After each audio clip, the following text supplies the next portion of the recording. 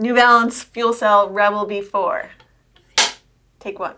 I was supposed to say that before I did that.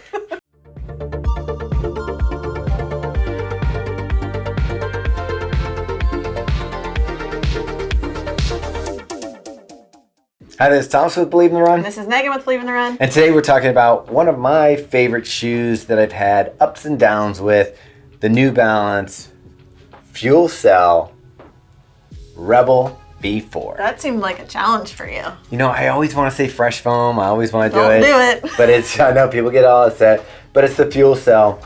And before we get started with this though, can I take a walk down memory lane a little bit? If you want to. I do. So this shoe was the first Rebel. It actually taught me the word jacquard. It's because it had the jacquard upper. And what was interesting about this shoe was lightweight. The foam was a little softer than some of the other FuelCells at the time. And it had this like wing out the lateral side, which was supposed to be there to help drive you through your big toe so that you get that power off your big toe in this shoe.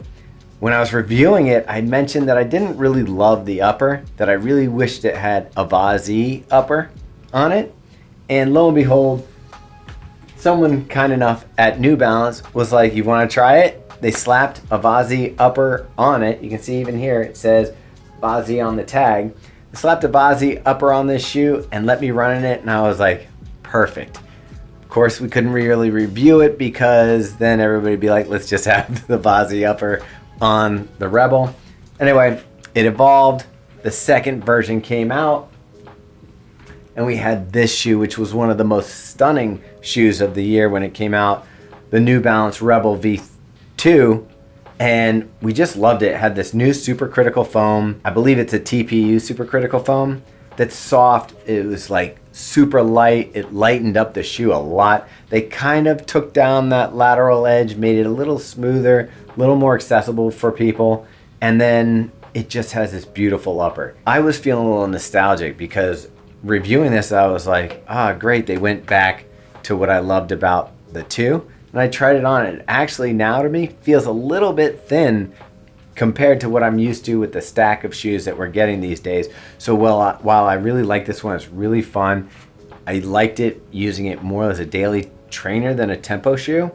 But now when I put it back on, I was like, yeah, I really do want that extra cushioning underneath my toes, which I think you're getting from the new one, but I don't want to jump ahead too fast because they took this shoe that looked so cool and lived up to the name Rebel, and then they made the V3, and it kind of, that lateral side that kind of made the shoe unique was gone.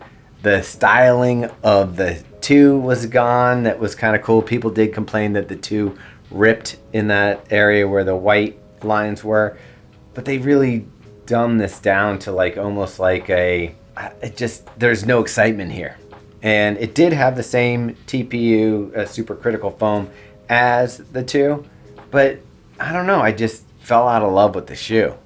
And they promised me when I gave a review that wasn't so hot on this one, that the next version of it that was coming out would wow me.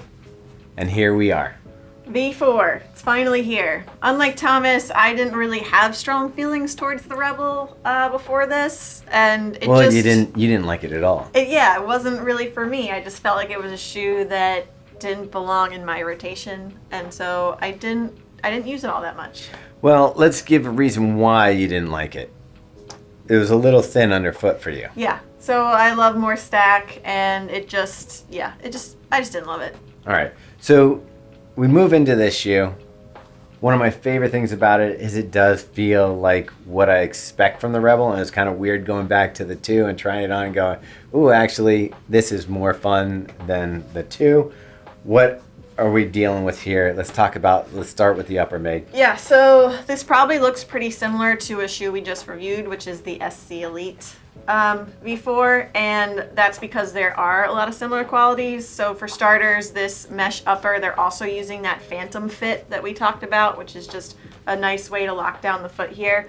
The tongue, while we didn't love the one in the SC4, it's kind of the same, but it's gusseted here. So it's not that I didn't love it. What I feel like, it just feels like it doesn't feel as finished as some of the other parts of the shoe. It feels like a bit of an afterthought, but at the same time, we both said it didn't really bother us out on the run. So and it is performance-wise, gusseted in this. Fine, yeah. Yeah. And then you just have some light padding around the collar, and it's pretty simple upper, but I feel like it works. I really liked the collar and the fit and everything was fine. Robbie had some issues with rubbing on the medial side on his ankle. I'm not sure everybody's going to feel that way, but your foot does kind of sink into the shoe. Another thing you can notice is I have a narrow foot, and if you look here, the throat of the shoe, I had to cinch it up just to get the fit. It is a wide platform. Now, for me, that's a knock. For you, if you have a wider foot, you're probably going to love it.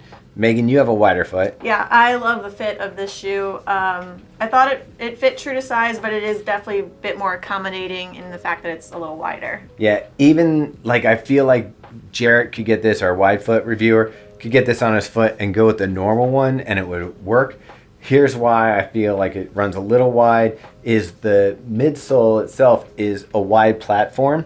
So even though I cinched up here, I still had where it tents down on either side, still goes out pretty far. So even if I got the fit kind of locked down here, there's plenty of room in here. Again, narrow foot wasn't my favorite. I preferred when I was running in this shoe to throw on thicker socks. Meaghan with a wider foot, you're fine with it. So the other similarity you probably notice here is this midsole geometry that looks very, very close to the SC Elite. Tesla and truck.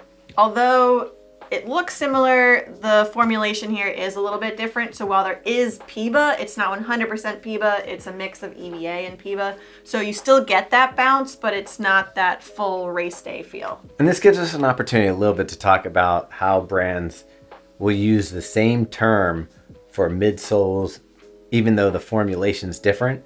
So you would say fuel cell, fresh foam. You'd think, oh, that's all fuel cell is the same, all fresh foam is the same. It's actually not true.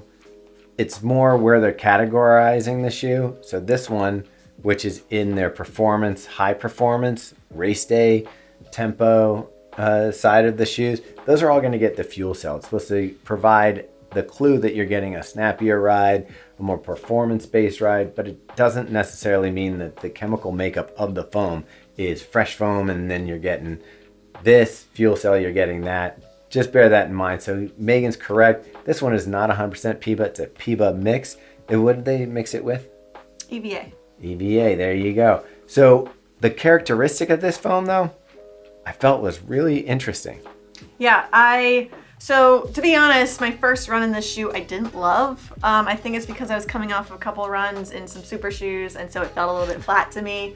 However, after several other runs in this shoe, I think I probably have over 50 miles in my pair, I really, really started to enjoy it. And I think they sort of want this shoe to fall into that tempo-ish daily trainer, but I definitely feel like this falls more into that daily trainer. Like, it's great for easy miles. I think you can go long distance, short distance. Like, I personally wouldn't want to do a workout in this shoe, but I love it for all the easy paces. Yeah. Honestly though, like I came back, had the exact opposite feeling as Meg. I got this on a Friday. Saturday I had a 13-mile run, took it out of the box, put it on, ran it, came home with a smile on my face, was like, Meg, I love it.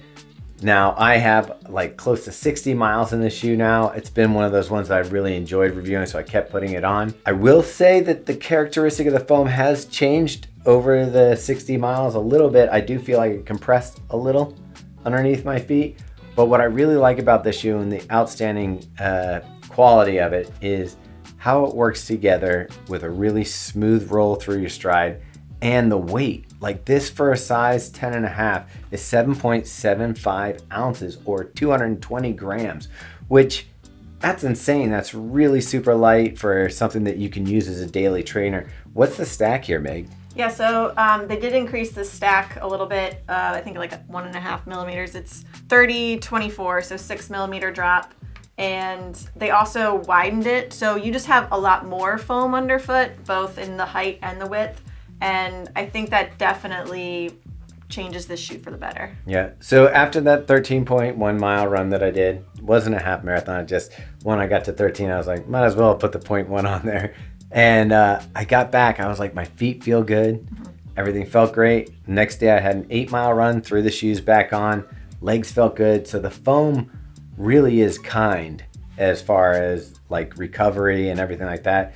I would agree with Meg that this wouldn't be the shoe that I necessarily want to do like specific tempo running with, but it is a shoe that I feel like if you're feeling peppy that day and you want to pick up the pace with the lightweight feel, it just kind of turns over. Let's move out to the outsole.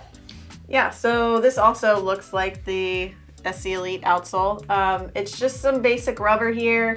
I mean, I think it works. It definitely works well with keeping the shoe light. To reiterate what Thomas said, my women's size 7.5 was about 5.5 ounces, which is basically like a race day shoe weight. So getting that in a daily trainer package is pretty nice. I do feel like the rubber is sufficient. It's not going to wow you. You're not going to be like, wow, this is really tacky grip that you feel like you're, getting that bite into the cement when you come down on it. But it works. It's fine. It seemed to drain fine. I had some runs in wet weather and it was fine. I had some rains and dry. It was fine. We run over all types of terrain, bricks, cement, road, asphalt, even wood decking, and no problems. So the other thing I think we need to note about this shoe is that the price point is $140. So in today's world of daily trainers, that is pretty great. I mean, it's right in there. I wouldn't say it's great. It's below you get to the super shoes are around 180 now. 160 can be the high-end daily trainers. And then you start trickling down. This one... Super shoes are $250. Yeah. You said 180. No, I said super trainers. Did you say super trainers or super did. shoes? I said super trainers. Let's check the tape. It's below you get to the super shoes around 180. You're gonna get a red flag thrown at you. All right. Anyway, what are some of the shoes that you'd compare this to? Because I feel like there's a customer that would dig this shoe. For me, the closest one that I would compare it to, say, the customer that's looking at the Nova Blast 4. Yeah. This shoe would compare to that. Like, it's got that similar stack height feel, even though I think the Nova Blast 4 is a higher stack. It feels similar underfoot. The lightweight feel, this one beats it a little bit in weight, but price point, they're about the same.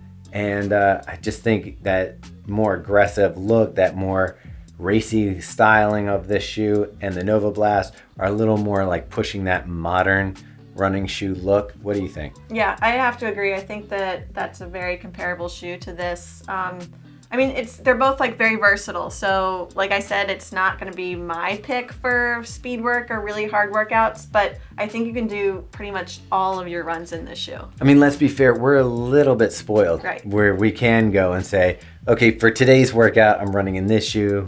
I want speed today. I'm going to do this plated racer. I'm going long, but I want to go fast. I'm going with this.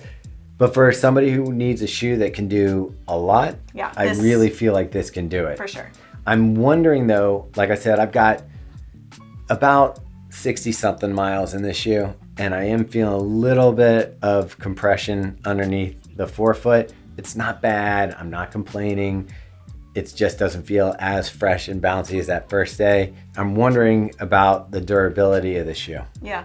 I mean, I haven't had any issues, and I also had the opposite experience of you where I feel like I've enjoyed the shoe more the more miles I put on them. So I don't think that will be a real issue, but maybe you should put 400 miles on it and tell us. And I'm not saying I haven't enjoyed the shoe when it goes, but maybe I will. I really kept, like, even after I got the minimum number of miles that we use for training, I wanted to pull this out again, take it out again, and just enjoy my runs in it. I just love something so light on my foot. All right, so I think we already know the answer to this, but just to give it a full rating, what are you giving it?